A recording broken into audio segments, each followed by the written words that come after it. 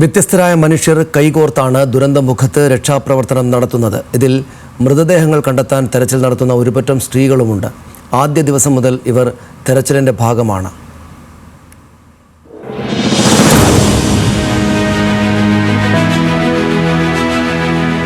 ഒരു നാടിനെയാകെ കണ്ണീരിലാഴ്ത്തിയ ദുരന്തമാണ് വയനാട് ചൂരൽമലയിലും മേപ്പാടിയിലും സംഭവിച്ചത്. ഒരു ഭാഗത്ത് ജീവന്റെ തുടിപ്പ് തേടുമ്പോൾ മറുഭാഗത്ത് ചിന്നിച്ചിതറിയ മൃതദേഹങ്ങളെയും തിരയുന്നുണ്ട്. 5 ദിവസങ്ങളിലായി ചാലിയാർ തീരത്തടിഞ്ഞത് 200ഓളം മൃതദേഹങ്ങൾ. ഈ ദിവസം അത്രയും തെരച്ചിലിന്റെ ഭാഗമായി അഗ്നിരക്ഷാസേന നേതൃത്വം നൽകുന്ന ആപ്തമിത്രയിലെ സ്ത്രീകളുമുണ്ട്. ഞങ്ങൾ ഉരുളുപൊട്ടി അന്ന് തൊട്ട് ഞങ്ങൾക്ക് ഡ്യൂട്ടിയുണ്ട്. ഡ്യൂട്ടീൻ്റെ ഭാഗമായിട്ട് ഞങ്ങളെയും കൊണ്ട് കഴിയുന്നിടത്തോളം ഞങ്ങൾ ഇതിൻ്റെ ഭാഗമായിട്ട് മാറിയിട്ടുണ്ട്.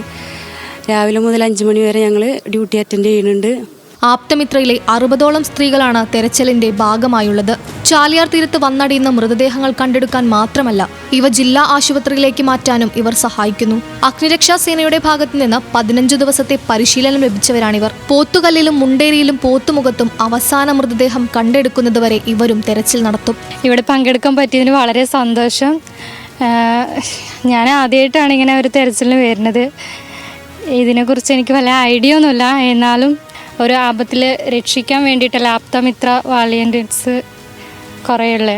ഇവരിൽ മിക്കവരും ആദിവാസി ഊരുകളിൽ നിന്ന് വരുന്നവരാണ്. കുത്തിയൊഴുകുന്ന പുഴ മുറിച്ച് ഊരുകളിൽ നിന്ന് ഇക്കരെയെത്താൻ ഈ സ്ത്രീകൾക്ക് പ്രയാസമുണ്ടെങ്കിൽ കൂടി തെരച്ചിലിൽ പങ്കെടുക്കാൻ സാധിച്ചതിൽ സന്തോഷം മാത്രമേ ഉള്ളൂ. അവർ ഇതുവരെ കാണാത്ത, അറിയാത്ത, കേൾക്കാത്ത, രക്തബന്ധം പോലുമില്ലാത്ത ആളുകളുടെ മൃതദേഹത്തിനായുള്ള തിരച്ചിലാണ് ഇവരും ഏർപ്പെട്ടിട്ടുള്ളത്. രക്ഷാപ്രവർത്തനത്തിൽ, തിരച്ചിലിൽ സ്ത്രീകൾ എവിടെ എന്ന് ചോദിച്ചവർക്കുള്ള ഉത്തരം കൂടിയാണിവർ. വീഡിയോ ജേർണലിസ്റ്റ് അതുൽ ആംബ്രയ്ക്കൊപ്പം സൂര്യ സുജി, ന്യൂസ് മലയാളം, മലപ്പുറം.